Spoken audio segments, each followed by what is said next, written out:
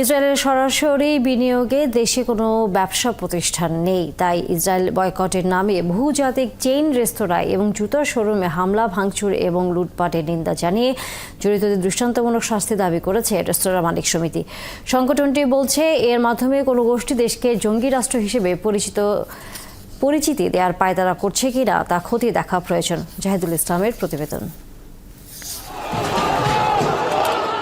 Israel কর্তৃক ফিলিস্তিনে লাগাতার নৃশংস হামলায় বিশ্বব্যাপী চলছে নিন্দা এবং প্রতিবাদ। এমন পরিস্থিতির মাঝে ইসরায়েলি পণ্য বয়কটের নামে সোমবার দেশের বিভিন্ন স্থানে বহুজাতিক কিছু চেইন রেস্তোরাঁ এবং জুতার শোরুমে হামলা ও ভাঙচুর চালায় দুর্বৃত্তরা।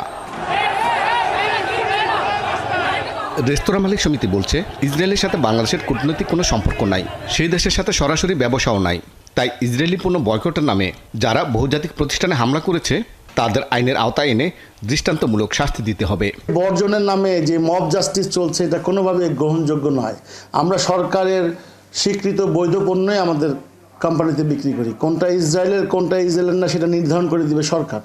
আমরা যদি সত্যি সত্যি বর্জন করতে চাই কোনো পণ্য, তো আমরা না কিনলেই হয়। তো আমরা চাই অবিলম্বে দুর্বৃত্তদের বিরুদ্ধে ব্যবস্থা নিক সরকার, এবং আগামী 24 ঘন্টার মধ্যে তাদেরকে অ্যারেস্ট করা হোক, তাদেরকে গ্রেফতার করে একটা দৃষ্টান্ত স্থাপন হোক। বাংলাদেশ ইন্টারন্যাশনাল হোটেল অ্যাসোসিয়েশন বলছে, বহুজাতিক হলেও এসব প্রতিষ্ঠানে বিনিয়োগ করেছেন দেশীয় উদ্যোক্তারা, সেখানে কর্মসংস্থান অনেক। প্রতিবাদের নামে এই ধ্বংসযজ্ঞগুলো চালানো উচিত হয়নি, এবং এগুলা চালানোর ফলে আমাদের হোটেল এবং পর্যটন খাত এখানে সরাসরিভাবে ক্ষতির সম্মুখীন হচ্ছে। কারণ যারা এগুলো কনজিউম করে তারাও বাংলাদেশে আসার মতো কোনো ধরনের কোনো পরিবেশ থাকবে না, এবং তারা এতে করে এগুলো থেকে বঞ্চিত হবে। অর্থনীতিবিদরা